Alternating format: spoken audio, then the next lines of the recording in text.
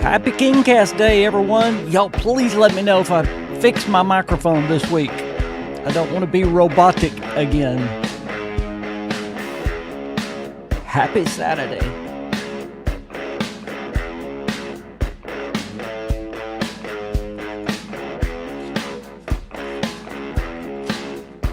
We have a huge show today. I sound fine. Thank you. Awesome. I think I know what the problem was. Hey, Warren, how are you doing today? Love that crown by your name. That looks beautiful.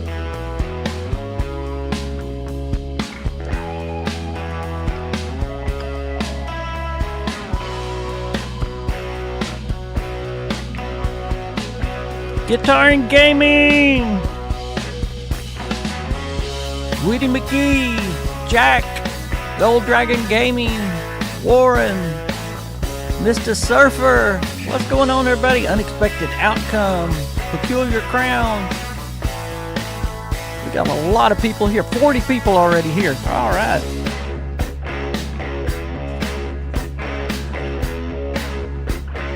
We're going to go for a record today. What's up, boss?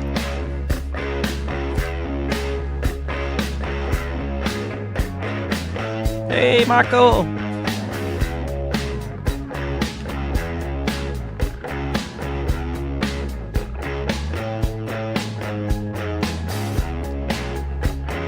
Flashy, I am definitely going to talk about the Elder Scrolls 6. Got you an update and some reason to be hopeful. Caleb, what's going on? Yes, I am going to talk about the Elder Scrolls 6, 100%. Talarian, you're going to have to tell me if I'm pronouncing your name right, but welcome. Ronald, what's going on? Welcome to the King's Crew. Goon, thank you so much. Looking forward to the future of the Elder Scrolls and Fallout.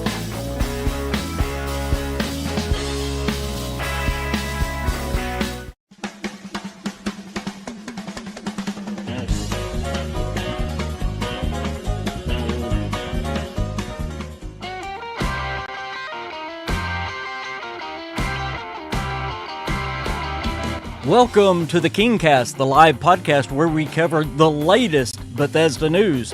The KingCast is every Saturday at 4:30 p.m. Central, right here in the King's Corner. The King's Corner is the place for all things Bethesda, so if you love Fallout, the Elder Scrolls, and even Starfield, and you're not subscribed yet to the KingFanMan channel, hit that subscribe button for the latest in Bethesda news, lore, live streams, podcasts, and more. Now here is your host of the KingCast. He's not a fanboy, he is the KingFanMan.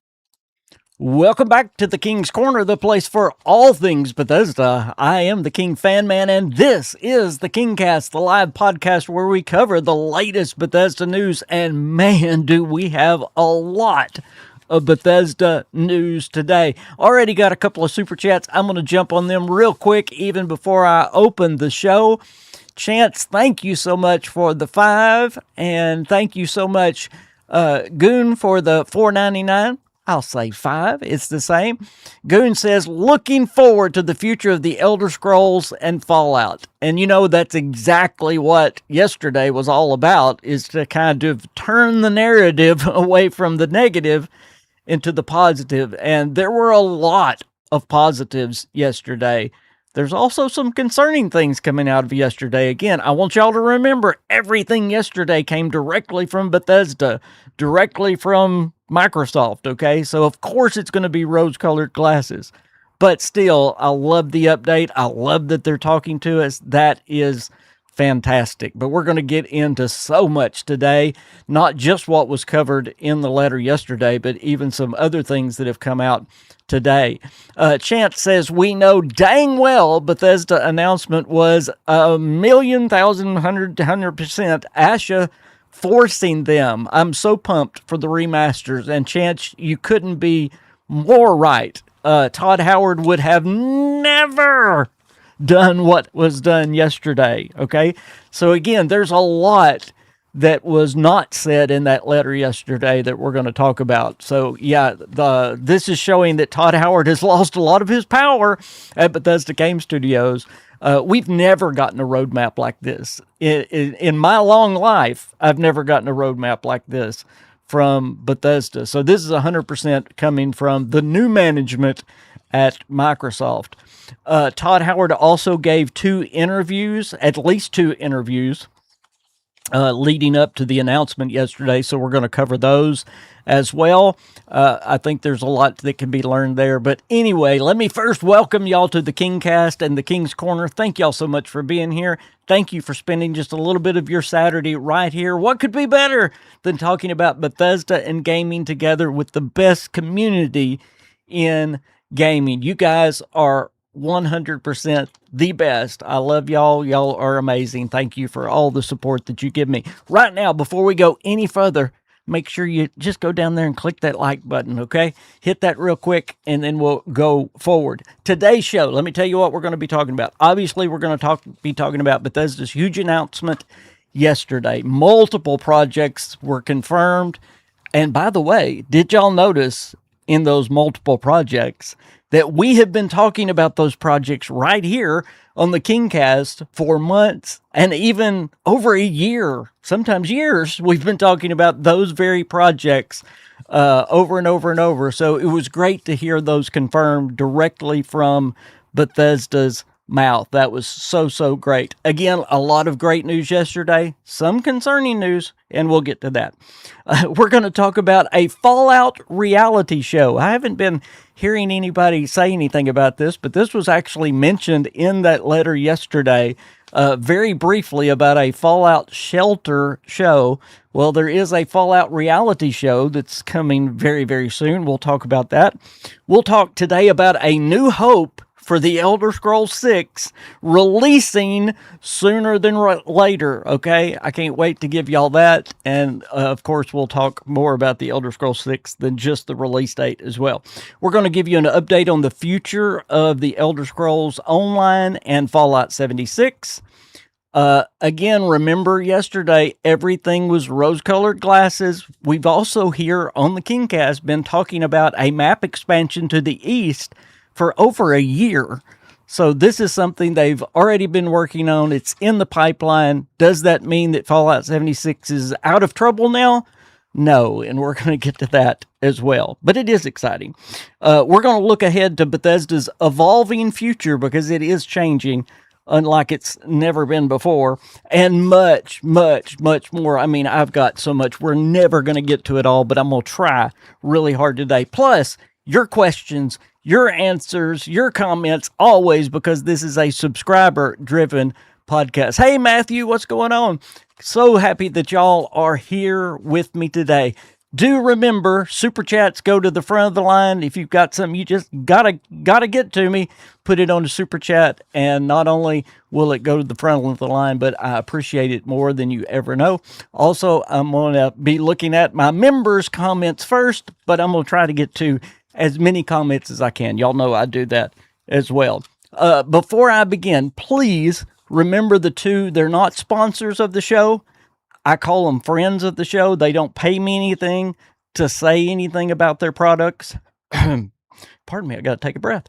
They don't pay me a dime, but they are very much friends of the show. One is Royal Baubles.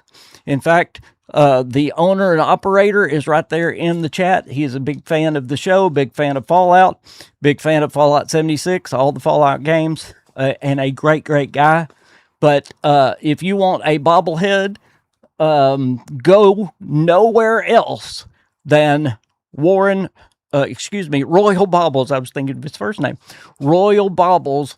And down in the description of this video, there is a link that will take you directly to them. Plus, it also helps the show if you use that link. So if you're thinking about getting a Fallout bobblehead, or you're just curious about what kind of bobbleheads they have, and they have everything, go down in the description of this video. Check them out, if you will. That is royalbaubles.com, and you'll get 10% off and help the KingCast in this channel while you're at it. Also, another friend of the show is 80s Tees. Here's one of my favorite t-shirts I got on today. It does give away my age, though. It says vintage 1972. Isn't that awful? 1972. But they have so many t-shirts at 80s Tees. They have gaming t-shirts. They have all kinds. So all you have to do is go there, put in code KingFanMan, get 10% off again, and it helps the show. All right, with all that out of the way, let's jump into the news. I actually want to start at the end of Bethesda's letter. Because at the end of their letter, they talked about their future. They talked about beyond the Elder Scrolls and beyond Fallout 5.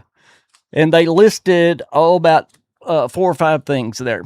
And I thought they were very telling about where Bethesda is and where Bethesda is going. The Bible does call gray hair a crown, and I'm losing my crown, Matthew. I am losing my crown. But again, we're going to get to, I know some of y'all really want to talk about Elder Scrolls. Some of y'all really want to talk about Fallout 76. Some of y'all want to talk about the remasters. So just stick with me. I promise we're going to try to get to all of it. And we may even be here. Are y'all listening? We may even be here more than an hour and a half today. I'm going to stay as long as we need to because there is so much to talk about. So if that sounds good to y'all, give me a hoorah there, and we'll keep going as long as we need to.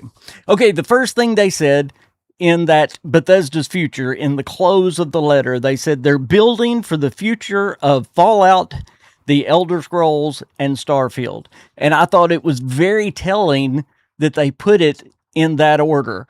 They put it Fallout, Elder Scrolls, and Starfield. And that is exactly what is going to happen going forward. I hate to hear this, but it's really true for you Elder Scrolls fans or you Starfield fans. This is the way it is. Fallout is the priority with Microsoft and Asha. It really is, especially as long as the TV show is going on. You're going to see a lot of Fallout. A lot. There's more than just the remasters, the Obsidian, and Fallout 5 coming. There is a lot of Fallout that is in the works right now. Again, they're making a reality show. We'll talk about that. Hey, Red Wolf Renegade, what's going on? Thank you for being here, buddy. If y'all haven't subscribed to Red Wolf Renegade, please do it. He's a great YouTuber, has great content. He's been on the KingCast, good friend of mine, so y'all please go subscribe to him. Starfield is not dead. We're going to talk about that today. That is very exciting news. I'm glad to hear that. That means Todd does have a little bit of his power left. And by the way, Todd's responsibilities are actually getting bigger now. He is going to be the overseer of ZeniMax Online Studios. Did y'all know that? He is going to be overseeing the dadgum Elder Scrolls Online franchise now. So Todd's job has actually expanded. So anyway, so Starfield's not dead, nor do I believe, and I've said this too, y'all just put it down as a guarantee again, Starfield 2, the idea of a Starfield 2 is not dead either. However, go back to their priorities. Bethesda and Microsoft's priorities are Fallout, then the Elder Scrolls, then Starfield. So whatever we get from Starfield, and if we ever get a future Starfield, it's going to be after Fallout is taken care of and after the Elder Scrolls is taken care of. So again, I thought that was very, very, very telling. Number 2, they said they're going to be investing in our technology, okay? They know that they must improve their technology. They know they are behind the industry standards right now with the creation engine. However, this also shows that they are doubling down with their commitment to the creation engine. We're going to talk more about the Creation 3 engine today as well. Man, we got so much to talk about. That just made me think of a whole other page of notes I've got that we have to talk about. But they're not going to be changing to the Unreal Engine down the line. They're not going to be doing anything else. They have doubled down on the creation engine. And whether you think it's right or not, there's a couple of reasons why.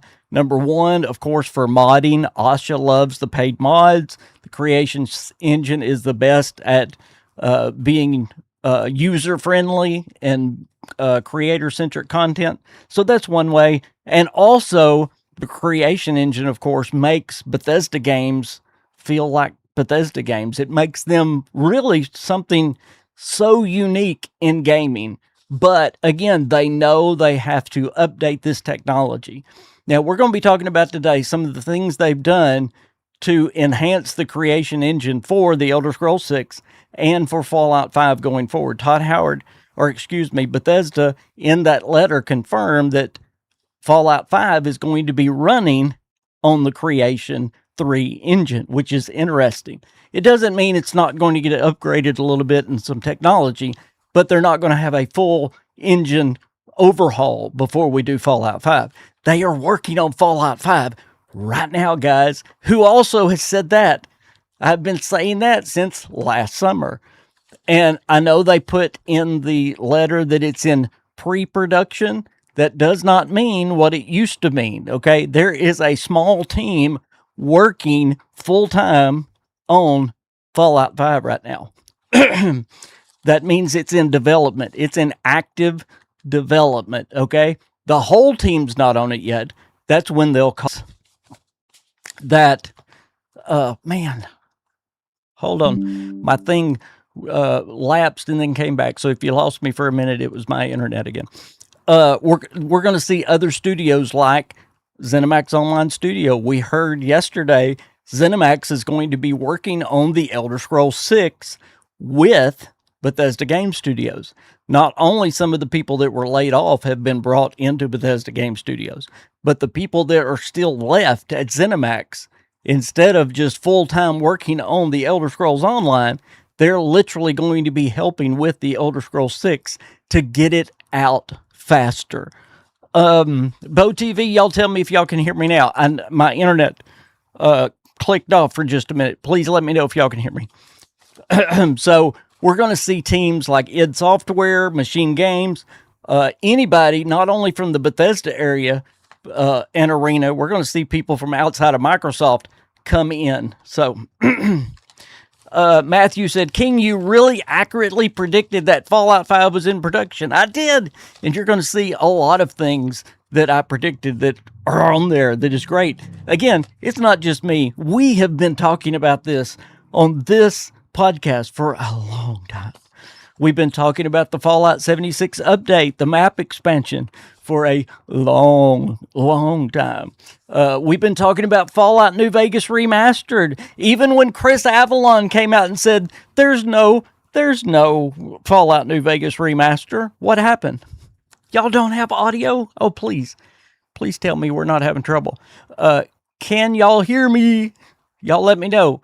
Y'all tell me in the comment. Audio good. Okay. Yeah, just to let y'all know, my internet switched off for just a minute and then came on, and that's why y'all are getting the glitch of the video and the audio. So hopefully that won't happen again. Great, you can hear me. Okay. What was I saying? Oh yeah, we've been talking about the Fallout New Vegas remaster. Even when Chris Avalon said, there's no way they can do a remaster. And I said, guys, don't listen to Chris Avalon. There is a Fallout New Vegas remaster. And what did we hear yesterday? Isn't that great? Yeah, if that happens, y'all hit refresh and it'll come right back. So, they are bringing these teams closer together. And again, we're going to talk more about the ZeniMax Online Studios working with Bethesda Game Studios. Again, I told you in the opening that they are now putting ZeniMax under Bethesda Game Studios. It's almost like they are merging those two teams. And Todd Howard, I hate this. This is one of the concerning things.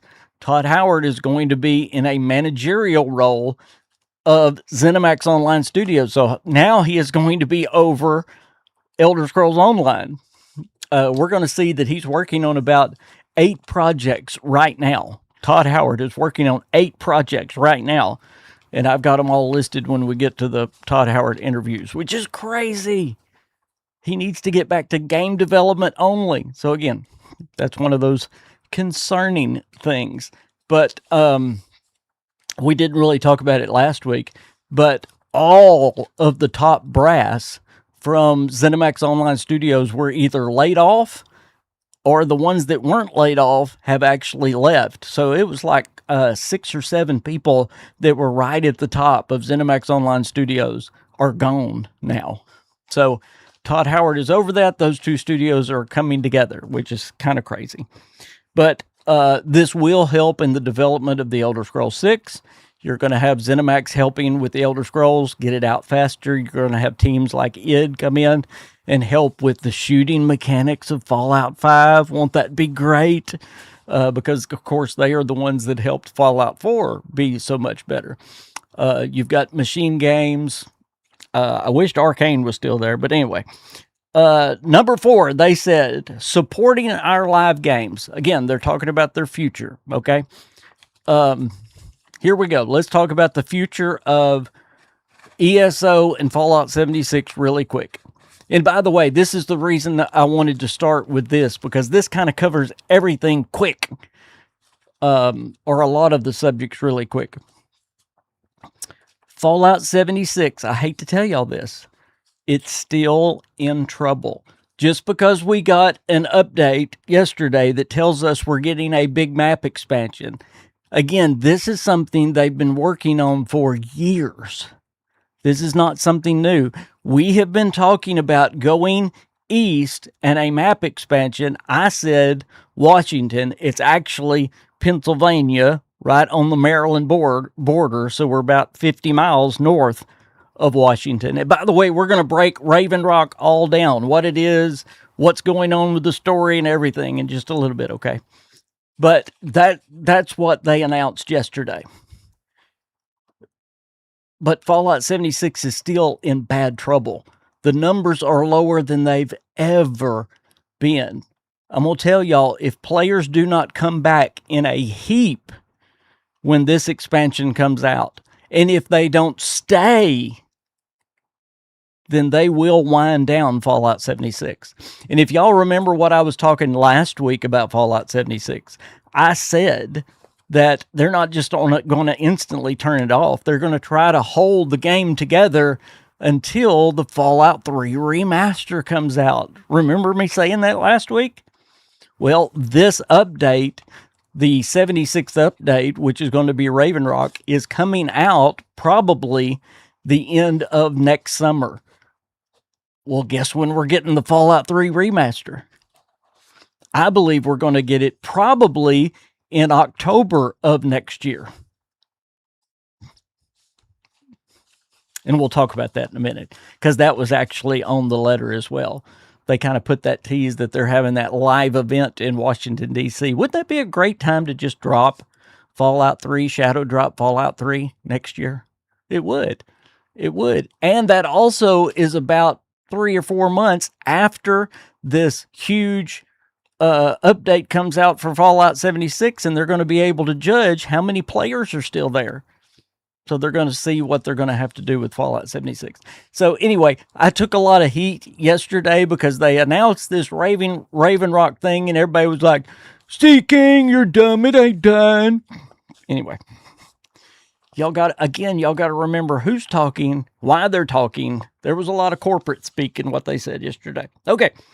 Number 5, they said expanding to new forms of entertainment. This is really weird. Bethesda said in the future, they're going to expand to new forms of entertainment. What in the world does that mean? Well, we already see that a reality Fallout show is coming out. Again, I'm going to talk more about that in a little bit. They are doubling down into non-gaming media and entertainment. They are going to stick the words Fallout and Elder Scrolls on everything. Y'all also heard me say that, right? There are going to be games, there's going to be comic books, there's going to be books, there's going to be everything Fallout in the Elder Scrolls. What I also believe it means, I do believe we will be getting an Elder Scrolls TV or movie in the future. Wouldn't that be fantastic? I would love one by the time that Elder Scrolls 6 comes out, but we'll see. Canon says an Elder Scrolls animation series. Yuck. You can see it. It's going to happen. We're going to get a Fallout anime. It's going to be on everything, and not just non-gaming stuff. You're going to get, like I said, the Elder Scrolls TV show. You're going to get Fallout games. I believe this is already in the planning stages anyway. You're going to get all kinds of Fallout games that are not open world RPGs. You're going to get a Fallout first-person shooter from somebody like id or Machine Games. We may go back to a top-down isometric thing from NXL. Now, that kind of Fallout would be kind of cool. But again, they're going to stick Fallout and the Elder Scrolls on everything. And finally, it says, developing the next generation of Bethesda RPGs. That was the last thing they said on the letter. And isn't it interesting? Maybe I'm just being cynical here. Isn't it interesting that they saved that one for last? Shouldn't that be the first priority of Bethesda? Developing the next generation of Bethesda RPGs. Maybe that's part of the problem. Oh well, maybe I'm looking into it a little bit more.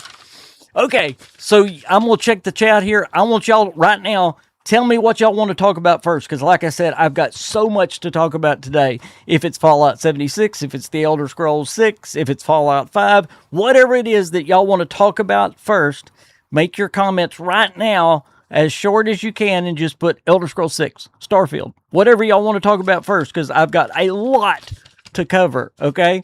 So y'all do that right now while I'm looking back in the chat. Y'all tell me what y'all want to talk about first, and I'll go. The majority rules today, and whatever y'all want to talk about first. Let's see. Guitar and Gaming says, King's Crew needs to all show up at the Fallout event next year in DC. Yes! I'm already making plans, hopefully, to be at the Washington, D.C. event. And I would love to have a meet and greet with everyone. We had a little King's Corner meet and greet at West Virginia, which was great. Those that were able to come. So, yes, I would absolutely 100% like that. I'm trying to go back just a little bit. Let's see. Let me get I'm going to get a couple of members at least. Let's see. Hey, the Mississippi Queen's over here. Hey, Mississippi Queen. Jeremy says, Xbox has a lot of studios under them, and they either are working on the games Asha is focusing on, the few games she listed, or they're going out. Absolutely. 100%. 100%. That is exactly what they are doing. Okay, I'm trying to look here. Let's see. We've got Elder Scrolls, Fallout 5 release date. Red Wolf says, Starfield! We are going to talk about Starfield and what is coming in the Starborn DLC and what we can expect. Again, y'all got to hang on today.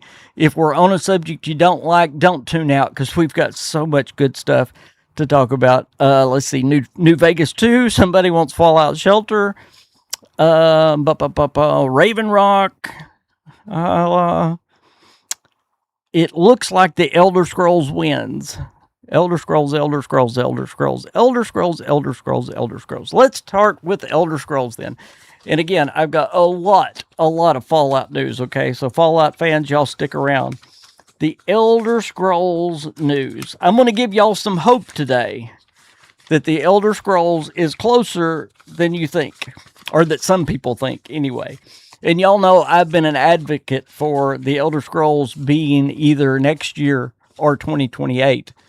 And I actually gave y'all a KingFanMan guarantee that the Elder Scrolls would not be past 2028. And I'm going to tell y'all today, I'm sticking with that 1,000%. I find it very interesting, first of all, this is just my personal take from yesterday. I find it very interesting that they don't say much about the Elder Scrolls 6. Have you noticed? They'll talk about Fallout, they'll talk about Starfield, but when it comes to the Elder Scrolls, Todd Howard was interviewed by Jez Gordon and Jason Schreier, and both of them tried to ask him questions about the Elder Scrolls 6. He wouldn't answer anything, nothing. He deflected every question about the Elder Scrolls 6. Now, of course, that's Todd. He don't want to talk about things, but he especially don't want to talk about things when they are close. When things are getting close, he does not want to talk about them at all. In fact, we heard more about Fallout 5 yesterday in the letter than we did about the Elder Scrolls 6. Did y'all notice? There was more about Fallout 5 in there than there was about the Elder Scrolls 6. Okay, so let's look at the Elder Scrolls 6. What do we know? We know, of course, it's going to be in the Creation 3 engine. They said that in the letter. They said, again, the majority of our team is currently working on it. That's all we've heard for 2 years. That is the only comment they've had about the Elder Scrolls 6 for 2 years. The majority of our team is working on it. They also said the next chapter is on the way. And then it said in the letter, we are where we planned to be. Now, I think this is really, really important. We are where we plan to be. We have heard some people say, oh, there's been a delay. They've delayed it for a year already. But everything we've heard from Todd is they've passed the milestones they needed to pass. It is where they want it to be and all those things. Okay, so what are people saying? You have the people that are what I would call conservative. In other words, they don't want to get themselves out on a limb. They say it's going to be 2028 or 2029. Jason Schreier said, is it Jason or did Jez say? One of them said it's at least 2 years away. 2 years away would be 2028. Okay. But the most conservative people out there have said 2029. Some crazy people have even said beyond 2029. I'm going to again tell you, it will not be past 2028. Now, again, I'm not always right. But hopefully y'all see yesterday how much I've been right about, because those that have listened to me for a long time know that a lot was confirmed yesterday, again, that we've talked about a long time on this channel. The more hopeful people, like me, say that it's either coming next year, 2027, or at the latest, 2028. But really, if you think about it, those two aren't that far off. When Jez or Jason says 2 years off, that's 2028. And again, I can see it being 2028. I can also see them doing it next year as well. The only problem with next year, this is just practical, and Matt Booty said something about this. The only problem with next year is we've got a huge Fallout 76 update. We've also got Fallout 3 Remastered dropping. Now, would those prevent the Elder Scrolls 6? Not necessarily, but you've also got some big time Xbox games as well. You've got Clockwork Revolution, you've got Fable, you've got a lot dropping next year. These things may help push it on into 2028 and give the Elder Scrolls enough time to get rid of all the bugs, make sure it's smooth, because they have to get it exactly right. Remember, Matt Booty was talking about that they're going to show it at the proper time, and then he went into big time detail about we want to give each game their own space and all that stuff. That is definitely a thing they're thinking about with the Elder Scrolls, because the Elder Scrolls is a huge focus for Xbox. So they want it to be at the absolute perfect right time, okay? Also in the letter, it says, we are loving how it looks. Now, this is where it gets good, okay? And this is where I'm even going to give you some more hope. Remember, it wasn't that long ago, it was just a few weeks ago, that Matt Booty said that he had sat down with Todd Howard. He had seen the game running, and it looked amazing. Remember all that? But guys, we also know that last year, 2025, they had outside people come into the studio and do a 3-hour playtest with the Elder Scrolls 6. Now, from someone that has been invited by Bethesda before to these events, I will tell you that they only invite people to do these kinds of playtesting. And it's not, they've got their own playtesters, okay? But to bring outside people in to let them see the game and play it, they don't do this at the start of the game. They don't do it at the middle of the game. They do it toward the end of the cycle, okay? And especially if you're giving them 3 hours to play. In fact, that letter went on yesterday saying we play it every day.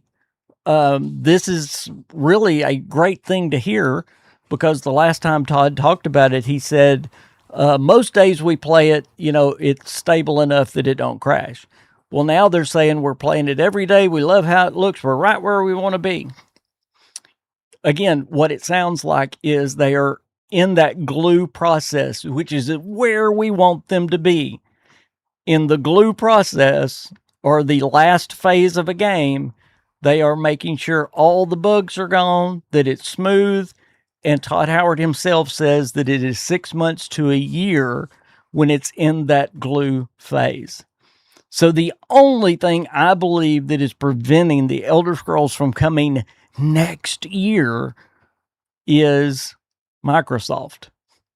In other words, they're going to have to pick the exact right time for when the Elder Scrolls needs to fall.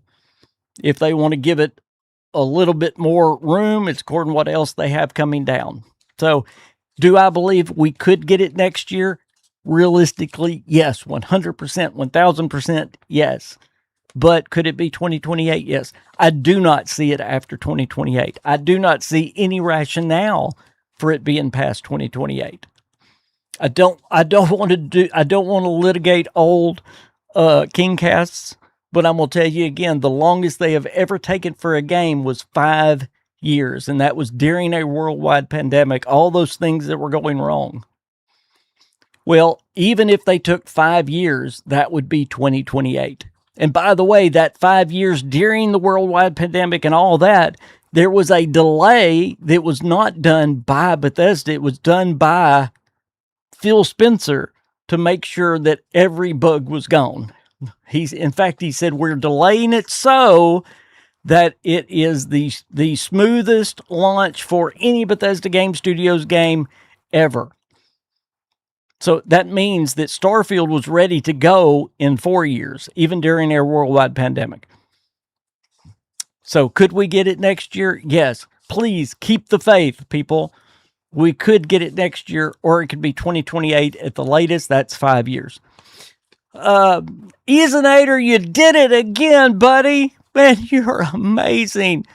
Oh, a $50 super chat. He did that last week as well. He is a member of the King's Crew, and he is one of my Patreons. Thank you for the support. You do not know how much it means to me and my family. Easinator says, hey, King, I'm hoping that the Obsidian Fallout is using the Creation Engine 3. Yes, that is, I do too. And we're definitely going to talk about that today. That's interesting. That is another question that Todd Howard, in his interviews, would not answer, which is strange to me. I want y'all to tell me why he wouldn't answer that question, but he wouldn't. He flat would not answer that question. Both Jez Gordon and Jason Schreier asked that exact question, and he said, I'm not going to answer it. I will tell you this, though. There's two things that help me think the Creation Engine might be used for the Obsidian game. Two things. Number one, Asha wants paid mods. That is her focus. Again, she don't know these games from anything. She don't know these games from Pokemon, okay? But she wants paid mods. She wants creator-centric content. And what is the engine that gives us creator-centric content? That is the Creation Engine. The other thing that leads me toward the Creation Engine is that Bethesda is working hand in hand with Obsidian on this. They are working together. They are teaming up together to do this. It doesn't just mean Todd Howard's overseeing it, which he is, by the way. Josh Sawyer is going to be answering to Todd. Bethesda has not lost the Fallout franchise. They have full control of the Fallout franchise. But they're going to be working together on it. Now, the only possibility, and this is a good thing, so either way, it really is a good thing. If they have it in Unreal 5, if Obsidian makes this game in Unreal 5, I believe that they're going to find a way to put creations even with it in the Unreal 5. And you say, what? How can they do that? And if they do that, that will also make creations be available in the Fallout remasters. That's the only way I see them pushing for the Unreal, is to find a way to have paid mods in it. So again, we'll talk more about that in just a minute. Let's see. The Murphy says 2027 garbage. Test 6 needs more time and polish. I can understand that thought. But again, Bethesda's never taken more than 5 years. In fact, Starfield was the first game that took 5 years. So, Bethesda games are always going to have bugs. I think they could take 10 years and they would still have bugs. Warren, thank you so much. Another $50 super chat. Happy super late birthday, King. Bless your heart. Again, right there, that is the man that is the owner and the operator of Royal Baubles. He's an amazing, amazing man. Thank you so much for that. I appreciate that more than you know. I loved getting to meet him and talk to him. He is a great person. Not only do they have a great product, but I like buying things when I know the people that own and operate the store are really good people. And Warren is a really, really great person. So thank you, Warren, for that late birthday present. I appreciate that so, so much. Even Queen says thank you. So that is awesome. Also, here's another reason, back to Murphy. There's another reason why I believe the Elder Scrolls is going to be done by next year or 2028 at the latest. They are making sure right now that not only does Bethesda Game Studios have everything they need to get this game done as quickly as possible, but they also are bringing in other studios, full other studios, to help them finish this game, whether it's the polish that needs to be done or finishing up any of the quests, whatever they need done. And again, I think all of that stuff's done. They are to the glue phase. They're actually taking stuff out of it right now. They're not adding to it, in my opinion. So you're going to have ZeniMax Online Studios helping them. You're going to have id Software helping you. They're going to have all of Microsoft, all of the resources of Microsoft to finish up the Elder Scrolls 6 and to do it absolutely 100% right. Murray says, King, I appreciate the hopium, but no, the Elder Scrolls for 2027 isn't promising. Everyone knows this is an indicator that the game will be rushed and awful. I honestly don't think so. I do understand what you're saying, but a 4-year Bethesda game is a normal thing. That's what it took for Skyrim. I know games take a little bit longer these days. I do not think they're going to rush it out the door, though. Maybe to calm you, I do not think they're going to rush it out the door. They're going to make sure it's right. Are they very much wanting it out? Yes. But I don't think they're going to rush it. One of the reasons they do want it to kind of hurry along is they want Fallout 5. I'm telling you, Asha's commitment is Fallout first, Elder Scrolls next, and then Starfield. They definitely want those things out as quickly as possible. Gold Dragon says Fallout 5 is why the Elder Scrolls 6 will be finished by 2027. There you go. Or 2028. Exactly what I just said. Asha wants more VGS working on that, not the Elder Scrolls 6, because Fallout is bigger now due to the show. That's exactly what I just said, and you're absolutely 1,000% correct. And again, they're going to have every resource they need to do that, okay? Right now, not only are the people that were laid off from ZeniMax Online Studio, many of them are going to Bethesda Game Studios to help them finish this game, but they are literally slowing down the development of future Elder Scrolls Online content so that they can finish up the Elder Scrolls 6. So, and not only that, but other studios are doing it as well. Okay, I think second on y'all's list of what we want to talk about was the Fallout stuff. Let me give y'all this, though. This is just too funny to do. I'm going to cover this really quick, though, so please don't leave if y'all don't care about this. I'm going to cover it real quick, though. On that letter was something that not many people picked up on. There is a Fallout Shelter television show, and it is being filmed right now. Right now. If you happen to wanted to be on it, I'm sorry, the casting is over. This is going to be a reality TV show, kind of like the Big Brother or Survivor, something like that. They are literally putting people inside a vault, and then they are challenging them to do different things as individuals and as teams. Not only is Kilter Films one of the ones that is producing this, but also the studio that produced the Squid Game is also the main producer on this TV show, which is crazy. But yeah, the casting for it ended on April 26, 2026. There's a grand prize of $500,000 for the person that... I just have to stop and think. These studio producers, including Todd Howard, by the way, he's an executive producer on this too. They are playing Vault Tech. They're going to get to do all kinds of experiments on these people and make them run through hoops and do everything else for our viewing pleasure. This is crazy. It's crazy to think about. This is being filmed in the UK. It's being filmed in Britain, not America, which I found interesting. They said they're leaning heavily into the dark humor and retro future of the games. But yeah, that's what's going on right now. It's being filmed right now. So we probably will see this show before season 3 of the television show. So there you go.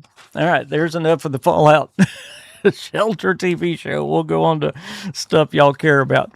I don't remember if anybody said anything about Fallout 76, but I do have to give y'all an update on Fallout 76 real quick. Please know that next week, starting Tuesday, there is a new mini season called the Summer Sock Hop. That's going to be kind of cool. That's down my line. Elva stuff, sock hop. Also, there's PTS changes that happened yesterday, along with all the other big stuff. I didn't get a chance to make a Gold Dragon says no thanks on the reality TV show. I'm with you, Gold Dragon. I might watch one episode just from morbid curiosity, but no, that doesn't excite me. Right now in the PTS, the Slasher is what is going on. That's going to come this fall. It's a Halloween thing. It's kind of a mini game that goes on in the game. Anyway, that's what's going on in Fallout 76. But the big news about Fallout 76, again, is probably coming patch number 76. Hey, Soul Empress, what's going on? Thank you for being here. Is called Raven Rock. Now, if any of y'all know your Fallout lore history, this is really, really, really big. Garrett, I'm glad you're here. King finally caught a video again. Thank you. Was in the hospital for a couple of months, and I'm back home finally. Missed you guys. I'm so sorry. I knew I hadn't been seeing you comment on my videos. Bless your heart. I am so glad you're out of the hospital. Thank the Lord that you're out. So glad that that's over. The U.S. government is basically Vault Tech. Absolutely.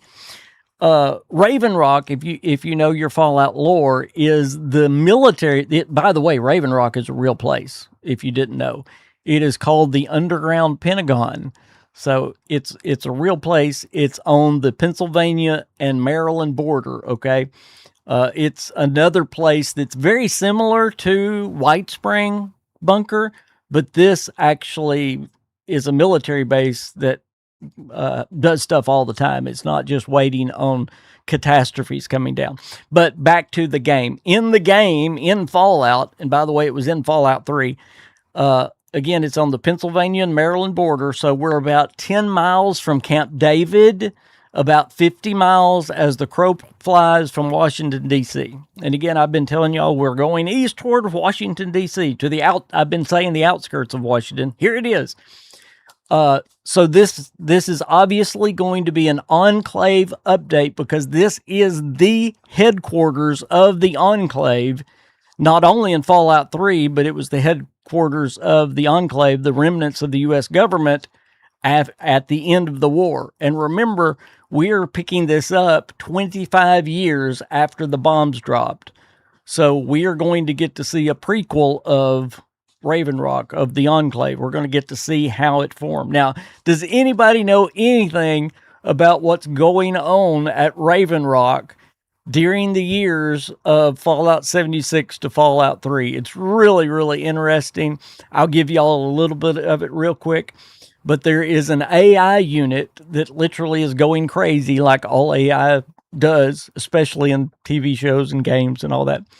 But this AI unit called Zax is fascinated with American presidents. And he starts manipulating his own personality to be like a combination of all of the U.S. presidents, from George Washington to Richard Nixon. So I can't wait to see how they bring across Zax in this upcoming Raven Rock expansion. That's going to be really, really cool.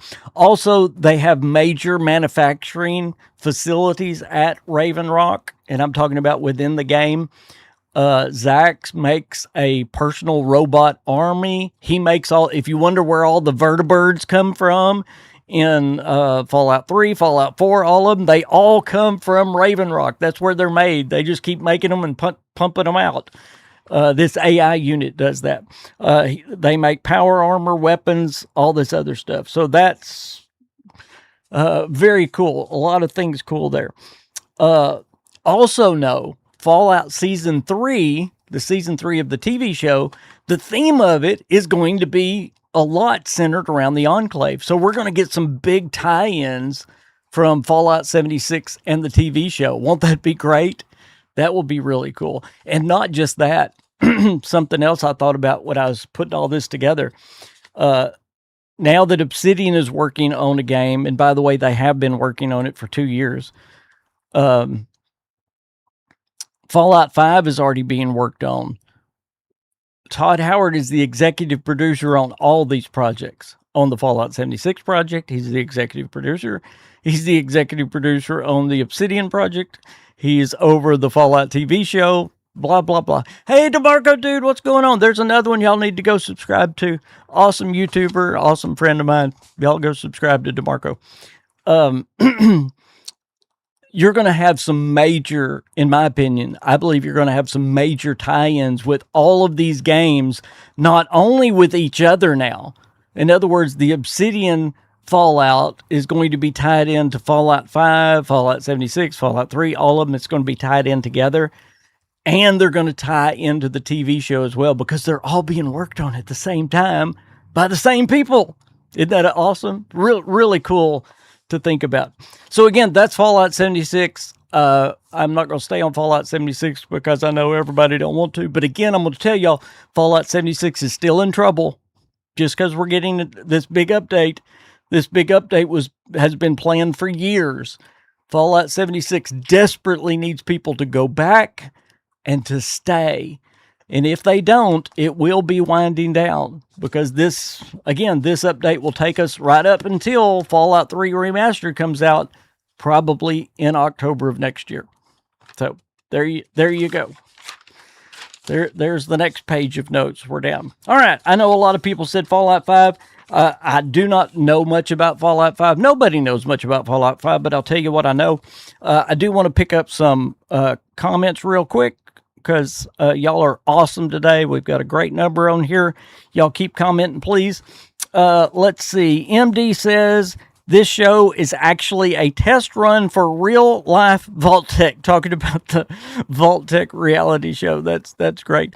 Guitar and Gaming says, I love Asha. Boy, she's definitely gotten Todd Howard's attention, hadn't she? Doll, look, good to see you, Doll. let's see. DeMarco Dahl says, yes, there is a bunch of lore around Raven Rock between Fallout 3 and Fallout New Vegas and so on. Yes, there is. Garrett says, I was terrified that 76 was coming to an end, but an update on the Enclave is insane.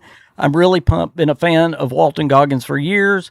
Todd being a producer on them all is a must. Yes, it's great. But again, Fallout 76 is in trouble. I hope it keeps going.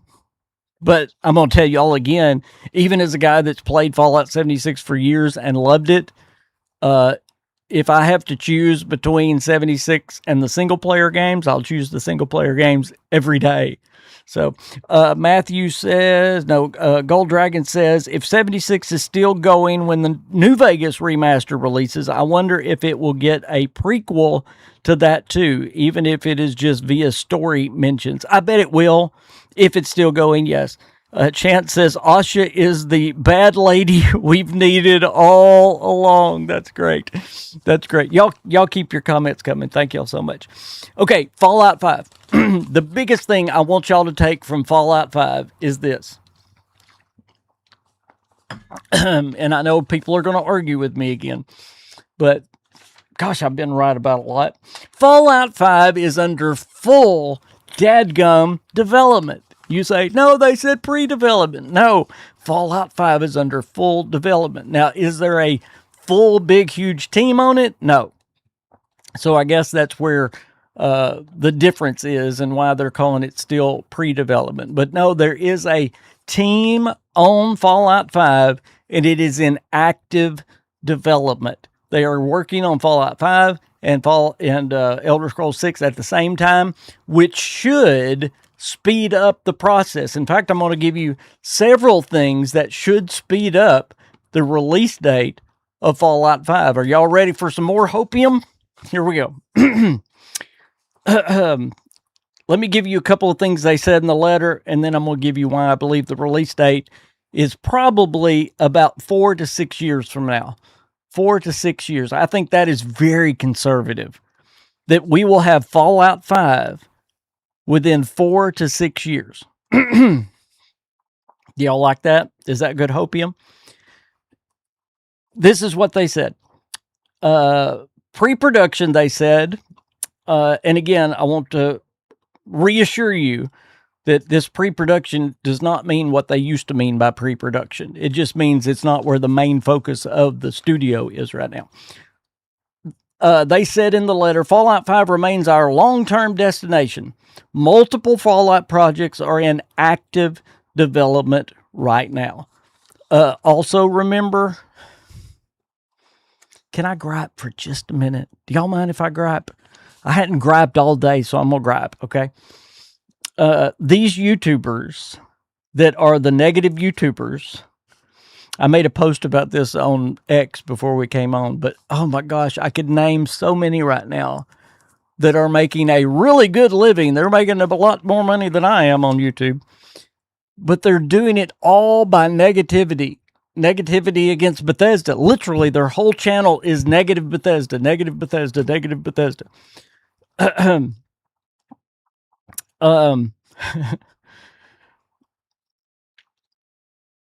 Gosh, I forgot where I was going with that. I'm so dumb. It'll come back to me. Number one reason I believe Fallout 5 should be faster, the Creation 3 engine was confirmed by Bethesda to be being used on Fallout 5. That's going to speed up the process. They're not going to have a major engine upgrade. Now, I do believe they're going to add to the engine, but a full engine upgrade is not going to happen. So it's being made on the same engine that the Elder Scrolls 6 is being made on. So that's going to speed up the process. Again, a team is already working on it, so that's going to speed up. There are going to be more teams working on Fallout than any other game that has ever been produced and developed by Bethesda Game Studios. Again, we are under new times here. Asha has already made this clear. Asha has said that we are bringing Jill Braff, the head of Bethesda Game Studios, said the same thing. We're not going to be this guy doing the project over here and this team doing this project. They are coming together on these main projects to get them done much, much faster. And I'm going to tell y'all, Fallout is the, how many times have I said this today? Fallout is the main priority of Microsoft. Main priority. Even though Elder Scrolls is next, Fallout is the main priority. So you're going to get id Software. You're going to get all these other teams working on Fallout 5. I'll get you in just a second, Gold Dragon. Thank you so much for the super chat. Again, it's already in development. I believe Fallout 5 will be coming out in 4 to 6 years. You say, how is that possible? They're already working on it. They have been working on Fallout 5 since the summer of 2025. So it's already had a year of development. No, it's pre-production. Again, it's in active development, guys. So realistically, with other teams coming in and focusing with it, I believe they can get it done in 4 to 6 years. Y'all tell me what you think. Gold Dragon Gaming, thank you for the NZ $5. I don't know how much that is, but I appreciate anything. He says, anyone else in game development would call it full production. Amen. It's only Todd that defines pre-production as anything with a small team, not the full team. You're 1,000% right. Man, we agree on too much, Gold Dragon Gaming. I've noticed that. Thank you, brother. Hadn't talked to you in a while. We used to play Fallout 76 together and hang out, and that was fun. I miss hanging out with you. Chance, thank you for the $5. He says, I like Luke Stevens because I get where he's coming from. I do, and his other stuff. However, yeah, the boy, you just named one of them. There's one of them. If y'all want to know one of the haters, there's a bad one right there. I don't even know how to pronounce his name, but he says, what do you think of that individual? Can't stand him. And I'm not talking about as a person. I'm just talking about his, the stuff he puts out. I even watch Luke occasionally. Now, I think Luke is overly negative towards Bethesda. And I know I've gotten pushback on this show for that. He just is. He really is. He kind of makes fun of them. But he's more of a likable person. But there are people like that, Quasar77, I think is how you pronounce his name. He's awful. Legacy Killer, he's awful.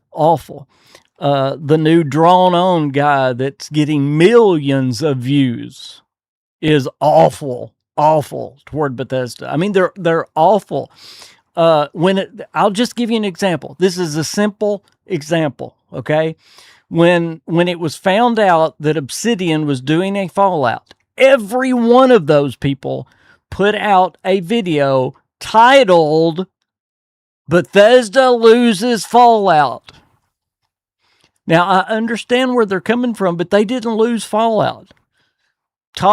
Of course, Todd Howard didn't want Obsidian working on it, which is true.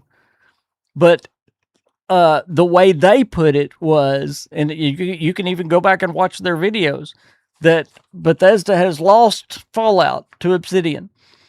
But yet, Bethesda is working with Obsidian, and in fact, Josh Sawyer is going to be answering directly to Todd Howard. Todd Howard's still the boss over Fallout, and Fallout 5 is coming by Bethesda. Did they say any of that? No.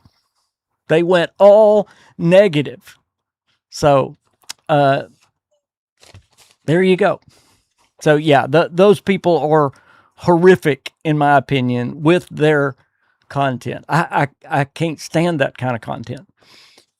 Now, even coming from me, I will tell the truth. Like, guys, I got people telling me I was a bad person because I said Fallout 76 was in trouble.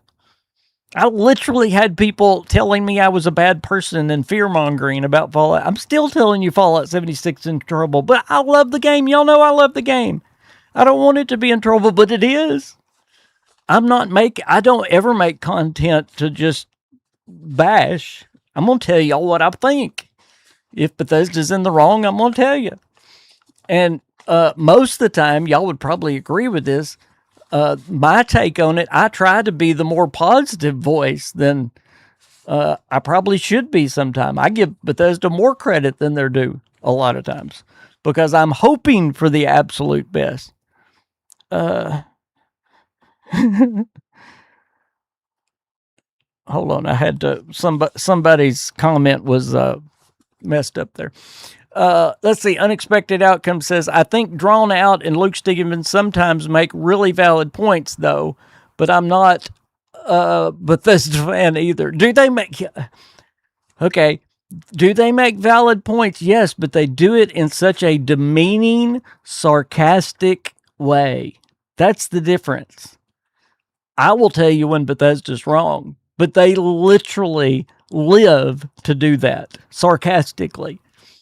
Luke Stevens has a Todd Howard candle that he has to light every time he talks about Bethesda or Todd Howard, okay? Just to make fun. He does that, okay? And it bothers me. If y'all like that, that's fine. It's fine. Y'all can say it's funny. It's very sarcastic and demeaning, in my opinion. Has Bethesda... This is the problem, though, guys. Bethesda deserves a lot of the things they get. I understand that. Okay. That doesn't mean they're right for always going negative, though. Okay, the Obsidian Fallout. Again, it's a full collaboration with Bethesda. Confirmed. They are working together on this Fallout, which is cool. Let's talk about the engine for just a minute. Yeah, Ruby Star says 76 is in trouble. It is, and I hate that. Garrett says 100% King. Your positivity is why I became a fan of yours. Thank you. But I hope y'all see I'm not... I do get critical when I need to get critical. Can I preach to y'all for a minute? Do y'all mind? Most of y'all don't mind. If you can't, my wife is going to start yelling at me over this and hold this over my head, but y'all listen. If you can be positive, then be positive. You'll be a lot happier in life. You really will. If you have a channel that is centered around negativity, sarcasm, making fun of, you're not going to be a happy person. You won't. And the people around you will not be happy, okay? Just, I won't preach for long. Just, if you can be positive, be positive. It doesn't mean you have to put your eyes up and not see the truth. Again, I want to tell y'all when something's true or when there's a problem. But if you can be positive, be positive. Jack says it's all clickbait, King. And yeah, it's true. Chance says it's okay to be negative when you love something. Reprimanding them for messing up is totally fine. Hating for hate's sake is the difference. I agree 100%. What do y'all think about this engine for the Obsidian Fallout? By the way, we've been going an hour already, and I still have a stack of papers. I've been throwing notes away, and I still ain't close to the end. But what do y'all think about this engine? Unexpected Outcome. You don't need to give me a peace offering. Bless your heart. Thank you. I love Unexpected Outcome. We have a little bit of a difference of an opinion, and that's okay. I don't mind when y'all disagree with me. I really don't, as long as we do it nicely. I think people have lost the ability. I'm back to preaching again. I think people have lost the ability to disagree nicely. Do y'all remember the days? Are y'all old enough to remember the days when people could disagree nicely? Unexpected Outcome. Thank you so much for the $4.99 peace offering. Bless your heart. I love you. You don't have to do that, but thank you so much.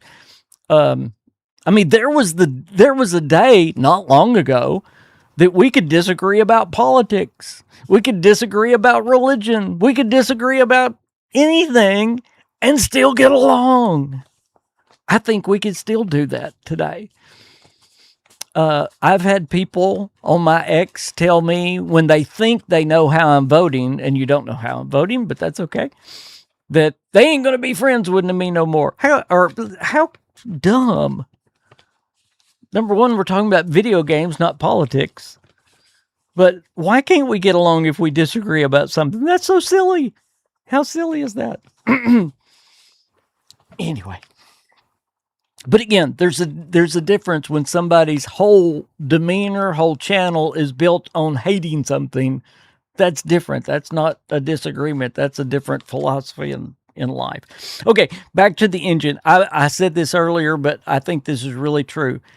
I believe I'm leaning toward the creation engine. Now, do I know? I have no idea, and I wonder why Todd's not answering this question.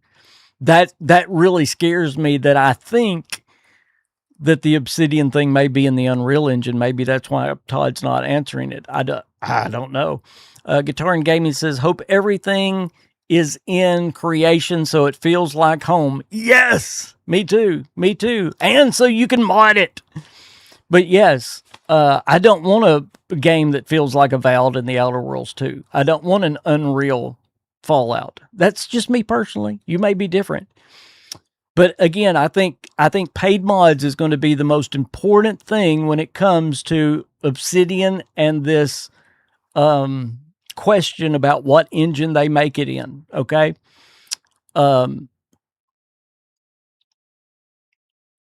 It's gosh, one of the comments got me off for just a minute. I'm sorry. If they are going to do this in Unreal Engine, I think they're going to turn heaven and hell upside down to try to get paid mods into the game. Does that make sense? Because again, Asha wants paid mods into this game. So I really hope so. I told y'all this a couple of weeks ago. Just wanted to remind y'all again. Obsidian is down 25%. They lost over 70 employees. So they're only about 200 now. Is Obsidian total number of devs.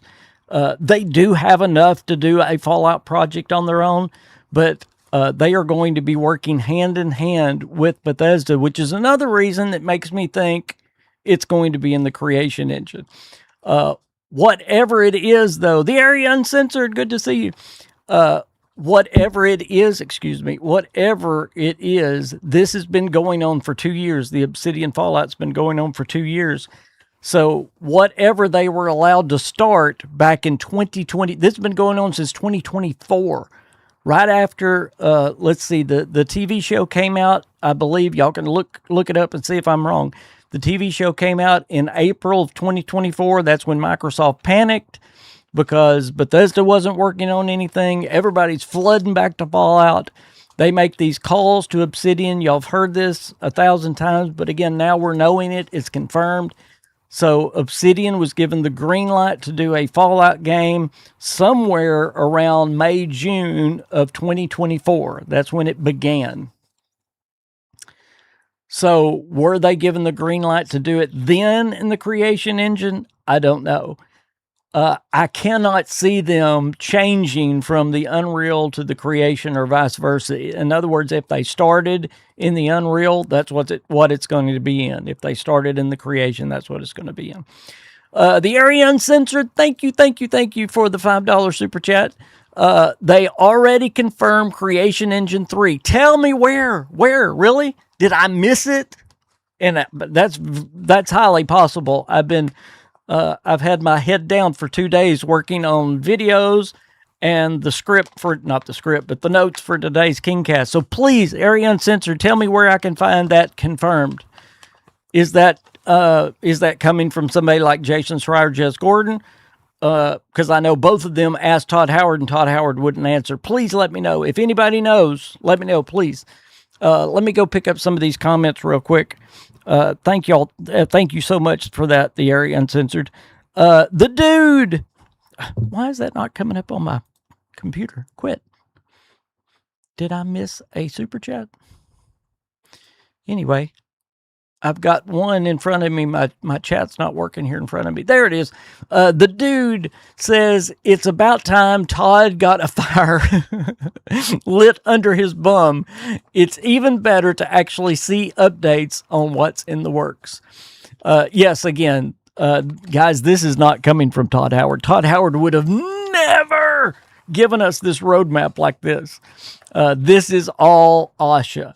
Now, I do want y'all to take this. I'll get to this before we move on, because this is important. Todd Howard did talk about retirement in both of those interviews from Jez Gordon, Mr. Maddie, and Juiced. Oh, I watched Juiced yesterday, and I didn't. I'm gonna go back and look. I trust you, Area, but I just totally missed it if I missed it.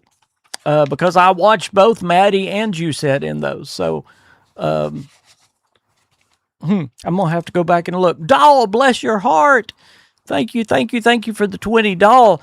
That's Dalmatian, by the way. It's pronounced Dalmatian anyway. No, it ain't. It's Dalmatian. See, I have to say Dalmatian or I'm going to get your name wrong. Fallout needs a return to its storytelling roots.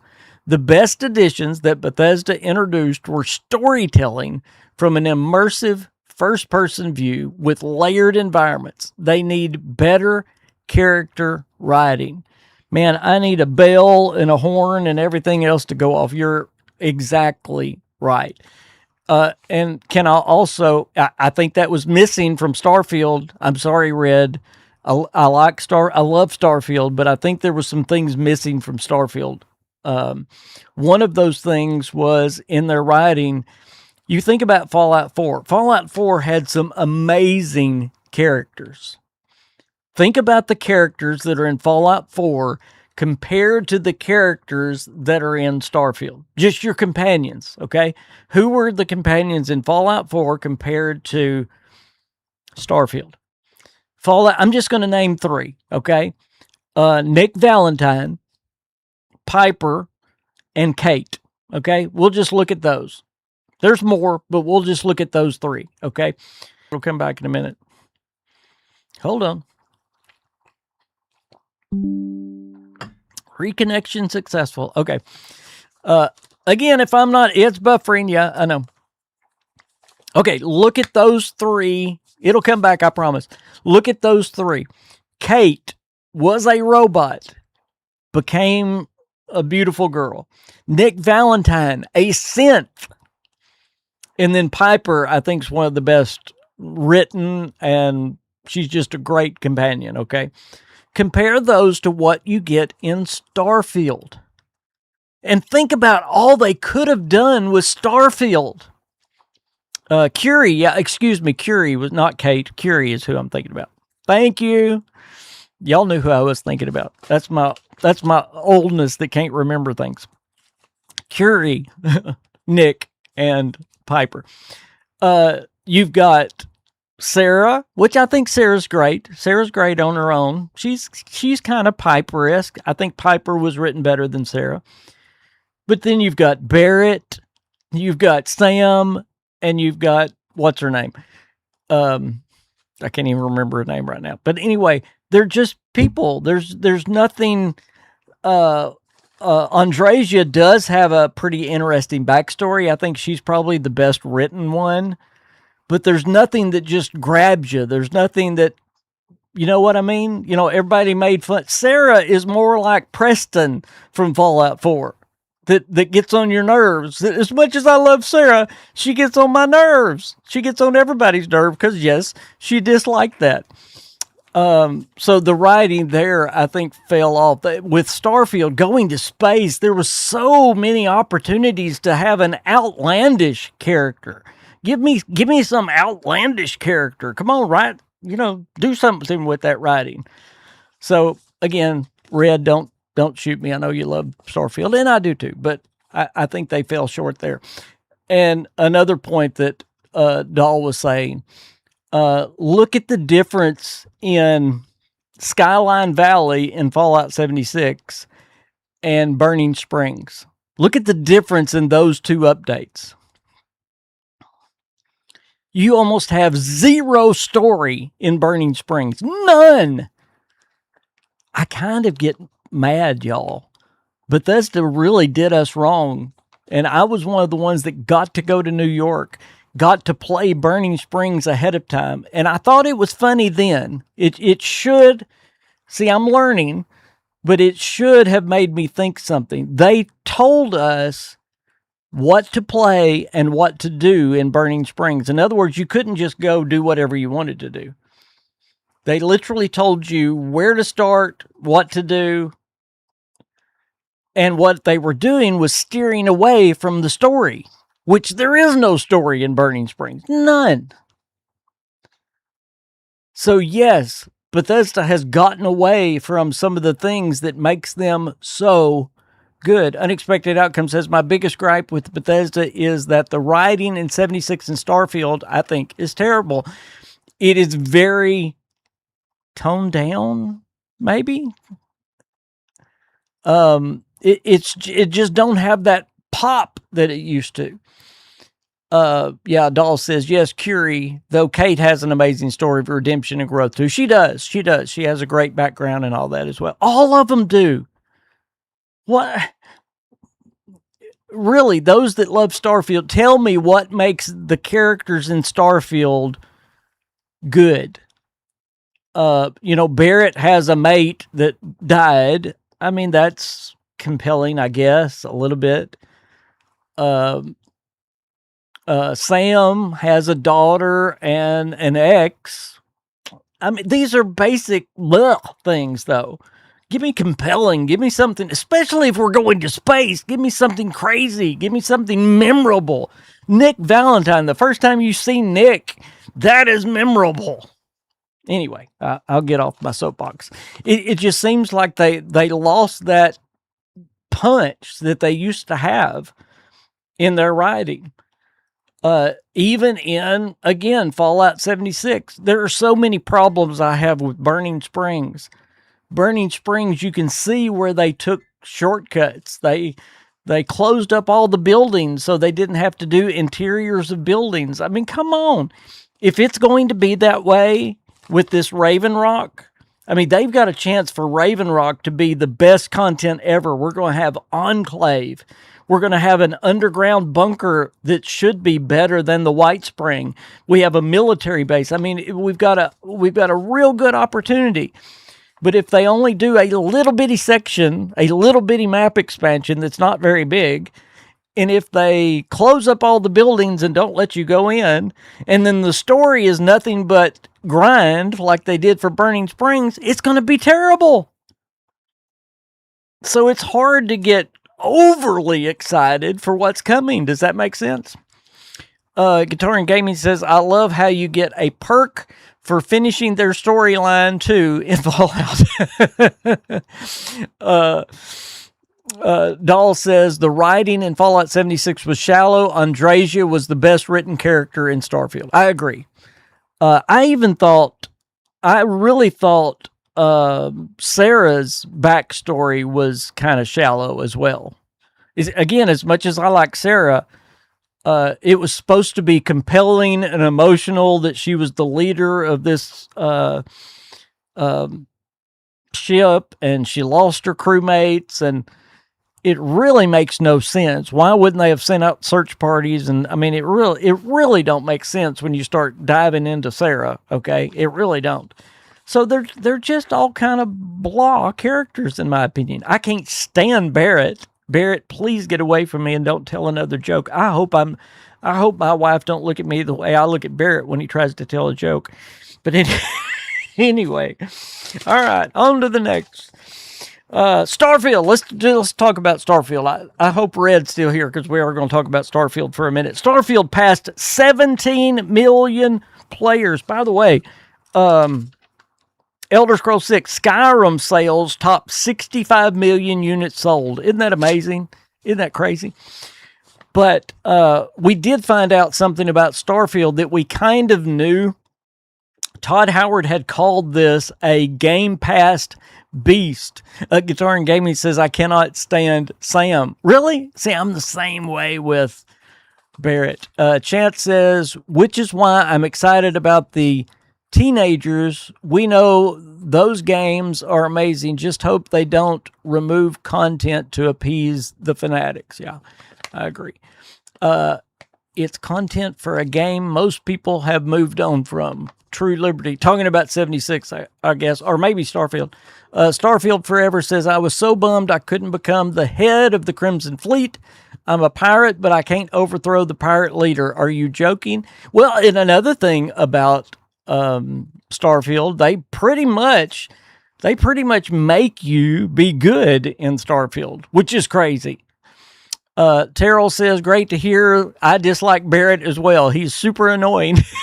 He is. He is.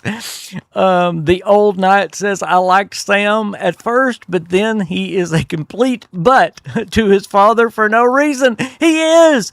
Another terrible writing. Jack says, King, you would talk about Fallout 3 again. Almost nothing about Fallout 3 while being the first in line. Okay, I will get there. I promise. I promise. We are already an hour and a half in, and I'm going to keep going, guys. We're going to go 30 more minutes. Are y'all ready to go 30 more minutes? If y'all want 30 more minutes today, y'all are going to get it from me. Really quick on Starfield. I do want to say this. They did say the update's probably coming next year. It's going to be Starborn content. Again, Starborn was trademarked back in 2024, so we know that is coming. Let's see. Aaron says, do you think they will turn Avowed 2 into a Morrowind spinoff? Interesting thought. Wow. That is a very interesting thought. Right now, I do not see them doing anything else with the Elder Scrolls. Again, there's a reason that I stressed that Fallout, the Elder Scrolls, and Starfield. That is Asha's focus. Fallout is the all-out focus, okay? I believe they're going to let Bethesda Game Studios have the Elder Scrolls fully right now within the next, let's just say 3 to 4 years when the game comes out, okay, before and after. They're going to give them everything. They're not assigning it to anyone else. Could that be something on down the line? Yes, but it's not something they're going to be able to work on now. They're going to be working on the Fallout game. Obviously, all of those games have been paused. I do hope we get an Elder Scrolls movie or TV show. That would be great. I think that's something that will happen in the future. It's just a no-brainer with the Fallout TV show. It really is. And I can't believe the former Bethesda dev that says the Elder Scrolls is not compelling enough to have a TV show or movie. That's crazy. I would love to have a TV show or movie of the Elder Scrolls. It's very, very compelling. Number one, I love the Knights era. I love to watch history about the Knights era, but then when there is fantasy on top of it, that is my favorite genre to watch on TV, to play games. Anyway, that's why I love the Elder Scrolls. But to get back to what I was saying, you're going to see a lot more Fallout than you are the Elder Scrolls for several years to come. As long as the TV show is on, Fallout is going to be the priority. They are going to give Bethesda Game Studios, in my opinion, the Elder Scrolls just totally now. Warren, thank you for the $10 super chat. He says, King, we're going to have to take a tour of the Raven Rock bunker next. Yes! Oh man, that will be amazing. And by the way, I'm going to start working on some Fallout 76 real places. One of the ones I'm going to do is on Raven Rock in the military base. What Warren is talking about, some of y'all know this, when we went to West Virginia, we met Warren at the White Spring for lunch, which was amazing. We had lunch in the golf course. And guys, when you walk into the golf course at the White Spring, it is just like it is in the game. I mean, exactly. You walk in the door, the steps go straight down, and there's a hallway this way into the lunch area. We literally went and ate in the room that has all the ghouls. We ate in the room to the right, not the room to the left. It's amazing. We were against the far window looking out over the golf course. It was super. But after lunch, we went and actually toured the bunker. And it's all so much like the game, which is amazing. It's got the black and white checkers on the floor. I mean, everything. So yes, I would love to go see that area. And by the way, Queen, since you're on here, thank you so much, Queen, for watching. Next year, they are having a Fallout celebration in October in Washington, D.C. We have to go. This is going to be a special one. Bethesda's going to be there. And they're probably going to be shadow dropping Fallout 3 while that event is going on. So we've got to go. So just make plans now. Thank you, Red Wolf, for still being here. I hope you didn't get offended by what I said about Starfield. By the way, finishing up. Oh, sorry, Chance. Chance, thank you so much for the $5 super chat. Chance says, Emil is turning Starfield into Skyrim. Last DLC is Starborn, like Skyrim is Dragonborn.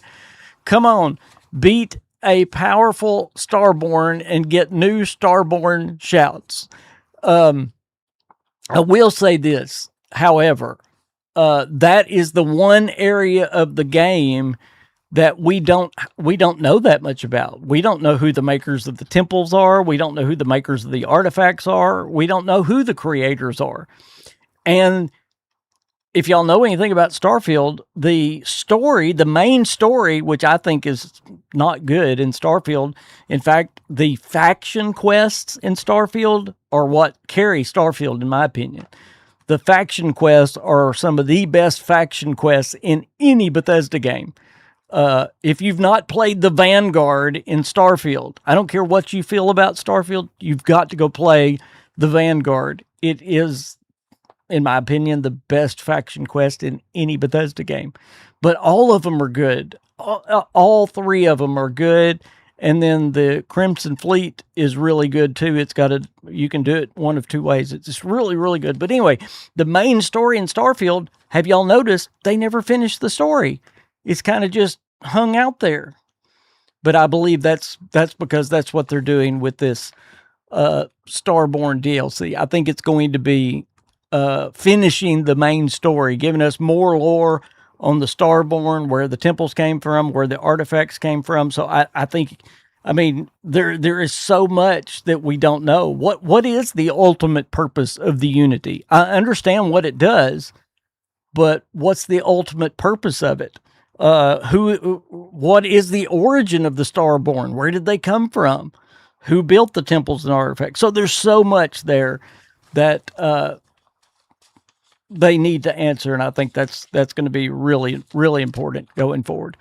Let's see. MD says, I think Bethesda are going to take something from the Watchtower mod and change it slightly for Starborn DLC like they did in Terran Armada, which is fine with me. I love that. That is a great. I'm throwing all kinds of notes today. Let's see. I haven't even talked about the remasters today. Maybe that's why somebody was getting on to me that I hadn't talked about Fallout 3. Let me say this quick about the remasters. Today has been weird. There's so much news to cover. I'm still not even getting close. I can't preach and rant the way I normally do. I will say this. It's great that Fallout New Vegas was confirmed by Bethesda. So there's y'all don't know. Being a content creator is so much fun. I get so much slack no matter what side of what subject I come down on. I get people in the comments telling me what an idiot I am. So it was really nice to be proven right on a lot of these things. Fallout New Vegas was one of them. I'll never forget, because I had done several videos on Fallout New Vegas Remastered being a real thing. And when Chris Avalon came out and said that, I must have had 100 comments. You idiot! That didn't last well, or whatever the phrase is. I got so much pushback on it. But anyway, the good thing to know about the Fallout 3 and Fallout New Vegas remasters is they are being worked on at the same time. Now they're still going to release Fallout New Vegas after Fallout 3, but they are being worked on at the same time. And yes, I do believe that Fallout 3 is going to be released. There's two possibilities. Y'all tell me what you think. On that letter, Bethesda talked about next year is the 30th anniversary of Fallout. Well, that falls on October the 10th. And then they also talked about not having a Fallout Day, but meeting next year. Well, they're going to meet If it's on Fallout Day, it's going to be on October 23rd. So there you have two possible release dates for Fallout 3 Remastered, either October the 10th, right before the meetup, or during the meetup on October 23rd.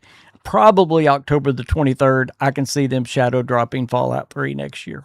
I do. Which is going to be probably right around season 3 of the TV show. The earliest we can get the TV show is next summer. Next fall is probably when the TV show is coming.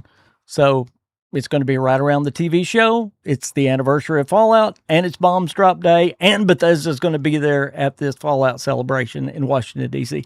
By the way, if you've never been to Washington, D.C., it is really, really a weird place. I almost said a cool place. It is a cool place, but it's weird.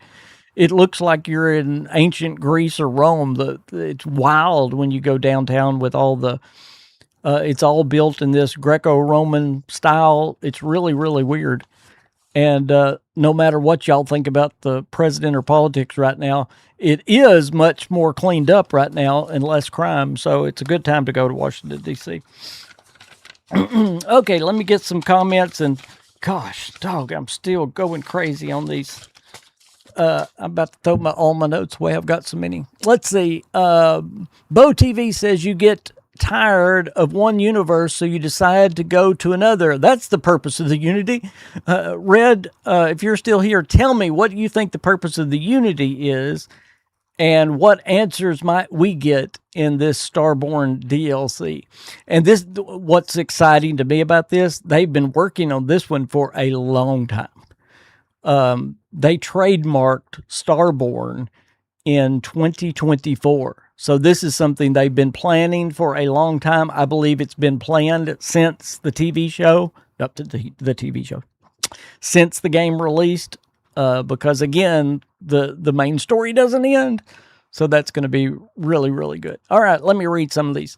Talarian, am I pronouncing your name right? Please let me know. October 23rd is a Saturday, not impossible for a digital release, but unusual. Yes, but it also makes a perfect day to have a meetup day in Washington, D.C. So, probably be right around that. Yeah, I don't know if they would do it on a Saturday. That's a great point. What does October 10th of next year fall on? That would be interesting to know as well. Jack says, when they work on them at the same time, then why not release both at the same time? The reason is because they have been working on Fallout 3 for much, much longer than they have Fallout New Vegas. The good news is, though, this will be New Vegas is the third game that they've done in that engine or with those engines. So it should take a lot less. Okay, October the 10th is a Sunday, so it definitely won't be that. It's going to be right around that October 23rd then. Yeah. Now, shadow drops can be a little bit different than normal game releases, so we'll see. Okay, here's Red Wolf. Again, if y'all have not subscribed to Red Wolf Renegade, please do so. He puts out amazing content. I just saw he put out another video either today or yesterday. I got to watch it. I watched his first one from yesterday, and now he's put out another one, so I got to check him out. Red says, it's got to be some more celestial space stuff with the Unity. I have honestly only been the main quest once when the game first launched. I plan to go back when I make a new character. Oh, awesome. Beaten the game once. Yeah, it's like there's so many questions that need to be answered. Absolutely. Okay, we've got about 20 minutes left in the show. Man, this has been a great show. I hope y'all have enjoyed so far. I want to take a little bit of a break. I'm not leaving or anything, but I will remind you again, in the pinned comment of this video, there's instructions about what you can do. It really will help some great friends of mine, plus it will help the channel. If you've ever thought about getting a bobblehead, hold on, I want to show y'all again. Oh, that didn't look good.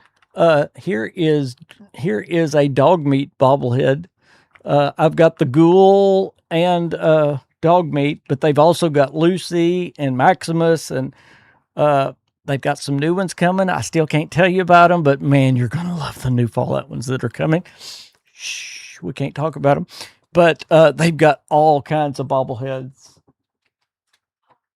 Of course, they've got Elvis. They can personalize one. So everybody needs them a good Fallout bobblehead to go with your Fallout stuff.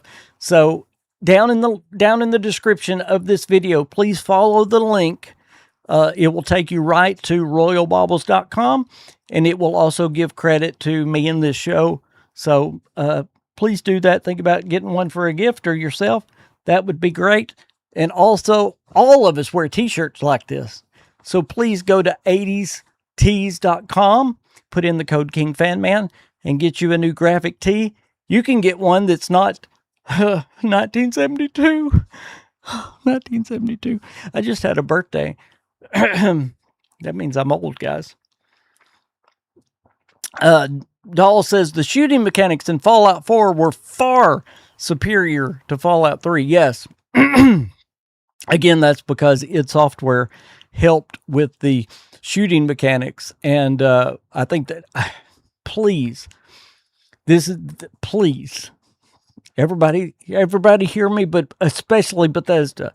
I know Bethesda watches my videos. Please, Todd Howard, please get someone to help you with the melee combat in the Elder Scrolls 6. Please. If we have more combat, like Skyrim again. Now, the bow and arrow was great in Skyrim, but in my opinion, the combat was that was my one gripe with Skyrim, is the combat. Can't stand it. So hopefully they get that fixed. Okay, Red says the Unity is some kind of heaven for the Starborn. They are some kind of ever-existing beings created from the stars, or some kind of space magic. Yes, see, that's what we're going to find out, is what is the origin of the Starborn. Now, I know all the Starborn we know so far have been people first. They were just, even the emissary and the hunter. They, of course, you find out who they are. But is there an original Starborn? Where did they come from? Very, very interesting questions. Are they good or are they evil? There's so many ways they could go with this. I hope they really nail it with their writing this time. Again, I'm very hopeful for the Fallout 76 update coming, that they get back into doing good writing, that it's story-based, that they open up the buildings for exploration. There's so many things they can do with the Enclave that can be amazing. That's so exciting to think about. But then I'm tempering my expectations, because I think, look what they did with Burning Springs. Please don't do it again. But I do know this. I do know that the Raven Rock update is going to be a bigger update than Burning Springs was. So take a little bit of solace in that. Luke Skyborn Walker. I love that, Red. That's great. Luke Skyborn Walker. Let's see. Gold Dragon, you don't do stealth. I can't believe that. That is so wild. Everybody is a stealth archer in Skyrim. Everybody. That's so wild. Let's see. PL44 says, Todd, please make weapon animations better, and don't reuse the same animations with different guns. Also have the devs learn a thing or two about guns. Todd, please. Yes. Do y'all remember? I don't know if anybody remembers this, but when they first put out the very first Starfield, not teaser trailer, not trailer, but the actual gameplay footage. Do y'all remember? They had the, I'm trying to think which way it was. I believe it was either a shotgun that was using regular ballistic ammo, or a normal rifle using shotgun shells. Do y'all remember that? They showed them ejecting, and it was literally the wrong shells coming out. It was, it's like, how do you do that? Anyway, Doll says, I really hope they do update the shooting animations so that not all the guns are left-handed. It breaks my brain. Yes, please. Well, that's weird. Dragon Gaming says, how would you evolve combat for the Elder Scrolls 6? Great question. Great question. Jeremy says, I can't handle sneaking around. It's so slow. Y'all probably remember, those that have been around this channel for a long time, my son said that I can't go anywhere in a Bethesda game without crouching, because I am a sneaker everywhere. One of the first things I do is put stealth on in, if it's some certain kind of build or whatever. Matthew said, I just returned. What did I miss? Man, you missed a lot. I've got about 8 papers down in the floor of stuff we covered. Okay. How would I evolve the combat for the Elder Scrolls 6? That's a great question. First, and I don't think they have to go all out like a, modern day Batman combat or anything, but you need more than just one button, one motion. Okay. Literally in the Elder Scrolls Skyrim, you have block and you have hit. That is it. You can't dodge anything. You can't move. There is no, the only way you hit harder is holding the button down instead of just tapping. I mean, that's the 3 things you can do in the Elder Scrolls Skyrim as far as combat goes. It is as simplistic as you can get. I would really like them to add to it. One thing they've done in Starfield that I love the sliding in Starfield. That's one of my favorite things to do, is to run and slide in Starfield. I wish they would add things into the combat like sliding or dodging, or, I mean, there's so many things I could put into the combat. I mean, just look at any modern game about how you do combat. There's so many things. Now, again, they don't have to go overboard. I know a Bethesda game, and they don't want to, or they want to be more faithful to the people that's been around. They don't want to, but you always need to add things. So, again, just my opinion. I would love to know what y'all think. Do y'all think they really need to add to their melee combat? I haven't done melee in Starfield. I just don't like Bethesda's melee combat. I don't do it in Fallout 76 either. So I really don't know how much they've added. I do know they haven't added some of the things that I'm talking about. But y'all just tell me if I'm off base here. I would just love to see them do more. MDKY2ZH says, no stealth archer for me, more battle mage type. Really? I cannot tell you the times that I have tried to start a magic character on Skyrim. I've probably made 1,000 characters through the years. And I'll always start out, okay, this one is going to be my magic character. In fact, one time I actually made a female character just to remind myself, this person is going to be magic. Magic. I can't go back. And I'm telling you, it wasn't 3 quests in. I was already shooting people with a bow and arrow, and I could, I did it again. It happens every time with me on Skyrim. I think they've done good with the magic. Another thing, I would love to get some double wielding. Get machine games to help you with some double wielding. I would love to see that even in the next Fallout game. Wouldn't y'all like to see double wielding pistols, double wielding machine guns, whatever it is? I mean, that would be fantastic. There's so many things they can do. Jeremy says, I did 2-handed weapons and just overpower everything. See, that's another thing. I don't do the 2-handed weapons either. It's a little too slow for me. I always have an axe as my backup, but I'm bow and arrow and stealth and light armor. Now, my son is more heavy armor, just he's a battle axe. Just go in there and hit everything. Gold Dragon says, I almost exclusively do melee in Skyrim. Specifically, I do sword in one hand and fire spell in the other to make a dragon theme build. Basically, loosely speaking, claw and fire breath. That's very interesting. What do y'all think about dual wielding? They've already done it with magic and a weapon.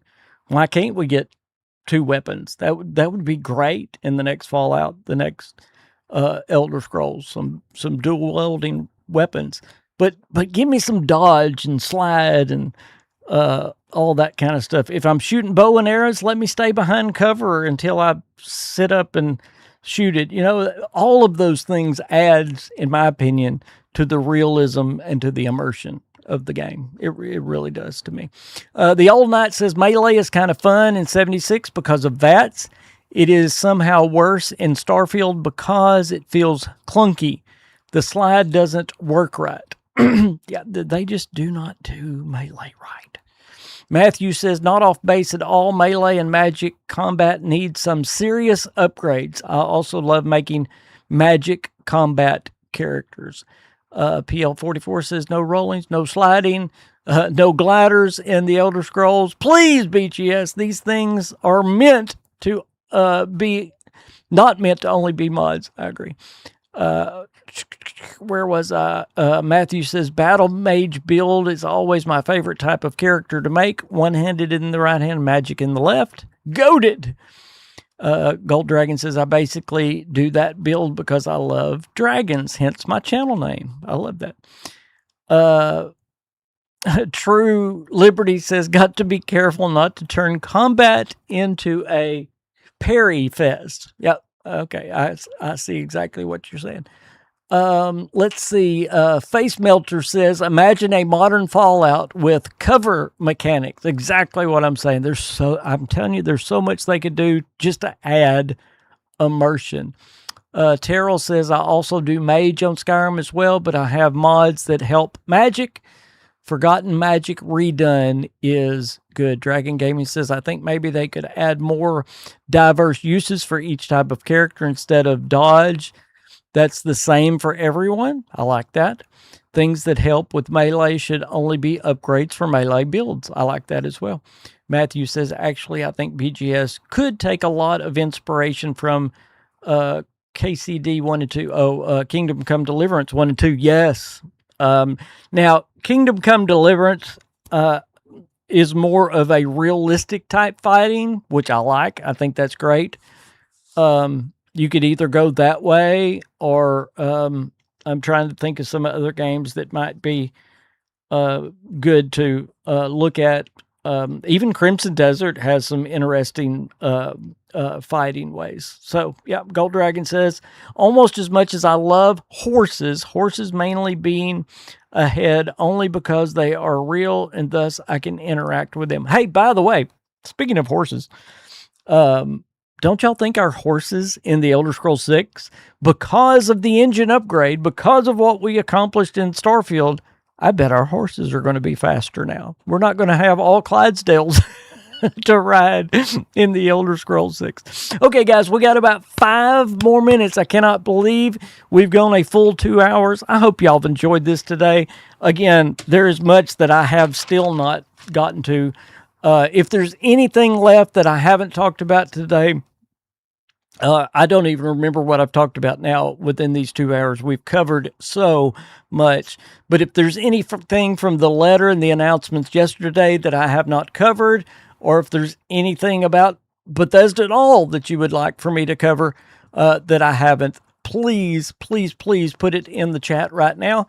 I would appreciate that very much. I do want to say before I get out of here, thank you so much for the super chats that y'all have given me today. I don't even know how many I've gotten, but it's been amazing as well. Y'all are awesome. Y'all's support has been amazing. When I open the show and say I love you, I mean it. I don't throw that word around like some people do, but some of y'all have been here on my channel for 8 years, and I wouldn't still be hanging around if y'all weren't here. I have such a great community. And some of y'all know how bad we need the money and the help of this channel. So y'all have been amazing to me. Just amazing. And I've gotten to meet a lot of you guys, whether it's online in games or doing podcasts with Red, or some of y'all I've got to meet in person, like Doll and Warren. And so it's been amazing that I've made so many friends through this crazy channel. That's been amazing. Red says, been great hanging out. Thank you, Red. So great hanging out with you. Again, Camel Armor DLC. We may get that in the Elder Scrolls since we're going to Hammerfell, probably. Doll says, first-person melee executed by BGS has always felt janky and feathery. Most melee is best seen in third-person. Crimson Desert's grapple system is very satisfying. Throat-slamming enemies is the best. Yeah, they've got some really cool moves. Just to add to it, and I love how you described it as feathery. That is something that is really very true of Bethesda's melee. It don't feel like there's enough punch, enough oomph when you hit somebody. If I hit somebody with an axe, YouTube, I'm talking about in games, I want to feel it. You know what I'm talking about? I want to feel that that thud. And you just don't get that in this, to me. One of the things I love, Red, I agree, the community is amazing. One of the things with the bow and arrow in Skyrim, when you do those one shots with the bow and the game actually gives you that boom sound. Do y'all know what I'm talking about? That boom. It's like, I love that hit. You know, give me some of that. I need more punch. Gold Dragon says, I'm very much looking forward to not having to use mods for faster horses, unlike Skyrim. Yes, due to the engine limits. CE1, even those mods don't make horses as fast as I assume they will be in the Elder Scrolls 6, which is another, this brings up a whole other subject. Do y'all think it's possible that we may even get vehicles in Fallout 5? I think that's a possibility, at least in DLC coming in Fallout 5. They always like to add some, Bethesda always likes to add some new, bigger, cool feature. The Elder Scrolls 6 probably going to have boats. We've heard about this for years now. Probably going to have some kind of castle building thing. I think it's very possible that Fallout 5 may bring, of course, Obsidian may do it before Bethesda does it. But yes, vehicles are going to be coming into the Fallout soon. Yes, we do already have vertibirds, and we've actually gotten to fly in one. We don't get full control of the vertibird, but that would be pretty cool. But yeah, I can see a DLC for Fallout 5 or the Obsidian where you can find a motorcycle and, you know, fix it up, or a car and you fix it up and be able to hit the road. Obviously, it's not going to be super fast. It's not going to be GTA 6 cars, but it will be faster than what they could do in the past. Do y'all not see that as possible? I absolutely do. Sword singing and ships. Yeah. I was joking the other day about the Brotherhood of Wheels. There you go. I like that. BGS should bring back the game jam videos. Absolutely. I think I've gotten all of the more current chats. I hope I have. So nobody said there's anything that they wanted covered, so I guess I did pretty good in covering the news then. Well, man, we've had so much good numbers here today. It's been awesome hanging out with y'all. Can't tell you how much I love Saturdays and hanging out. Thank you for spending a little bit of your Saturday in the King's Corner. Again, please go check out Royal Baubles, but when you do it, go down, use the link in the description. That's the only way I can get credit for it, or this channel gets credit for it. And go check out 80s Tees. Really, if y'all haven't checked out either of these places, they have such an amazing selection, both of them. You'll be so surprised how many bobbleheads they have, and you'll be so surprised what different kinds of t-shirts y'all can get. You can get Elvis shirts. You can get Mountain Dew and Dr. Pepper shirts. You can get anything you can really think of, gaming shirts, everything. So please do that. But thank y'all again. I love hanging out with y'all. I love this. Thank you for the super chats, everybody. Y'all support means more to me, more to my queen, more to my family than you'll ever know. Go subscribe to Red Wolf Renegade. Go subscribe to DeMarco Dude. If you're not subscribed to me, please do that. And before you leave, hit that like button. I love y'all so much. Good Lord willing, I'll see you next Saturday. If not before, I'll probably have a live stream next week. So y'all check that out. Thank you so much. God bless you.